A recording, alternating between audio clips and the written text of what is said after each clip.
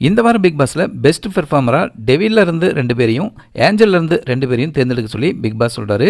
டெவில்ல நல்லா பண்ணவங்க தீபக், மஞ்சரி அப்படின்னு 2 பேரையும், ஏஞ்சல்ல நல்லா பண்ணவங்க பவித்ரா, ரஞ்சித்னு இவங்க 2 பேரையும் மொத்தம் 4 பேரை இந்த வாரம் பெஸ்ட் பெர்ஃபார்மரா தேர்ந்தெடுத்திருக்காங்க.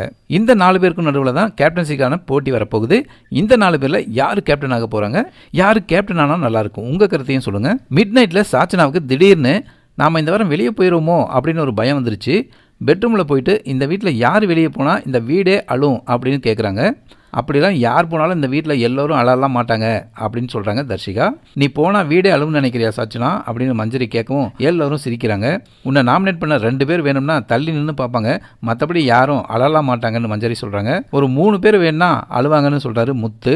நீ அழுவியா அப்படின்னு கேட்டுட்டு படுத்துட்டு இருக்கிற முத்துக்கிட்ட ஓடி போய் முத்து மேலே ஏறி உட்காந்து முத்துவுக்கு ஒரு முத்தம் கொடுத்துட்டு வருது இந்த குட்டி பிசாசு. என்ன பொசுக்குன்னு இப்படி பண்ணிடுச்சே அப்படின்னு என்ன சொல்கிறதுன்னு தெரியாமல் முழிக்கிறாரு முத்து. இதுக்கு ஒரு 2 நிமிஷம் முன்னாடி தான் இந்த வீட்டில் என்னை எல்லோரும் அவாய்ட் பண்ணுறாங்க, 2 நாளாக முத்துவும் என்னை அவாய்ட் பண்ணுறாரு அப்படின்னு கண்ணீர் விட்டாங்க மஞ்சரி. வெளியில் நம்ம நட்பு வேற, ஆனால் இங்கே கேமில் என்னை இதை சொல்லி தான் தாக்குறாங்க, அதனால தான் நான் உன்னையும் சாச்சனையும் விட்டு விலகி போகிறேன் அப்படின்னு சொல்கிறாரு. ஒர்ஸ்ட்டு பெஸ்ட்டு சொல்கிற இடத்துல, நாமினேஷன் பண்ணுற இடத்துலலாம் எனக்கு உங்கள் பேரை சொல்கிறது பிரச்சனையாக இருக்கும், என்னோடய கேம் அஃபெக்ட் ஆகக்கூடாதுன்னு தான் நான் தள்ளி போகிறேன் அப்படின்னு விளக்கமாகவே சொல்கிறாரு முத்து.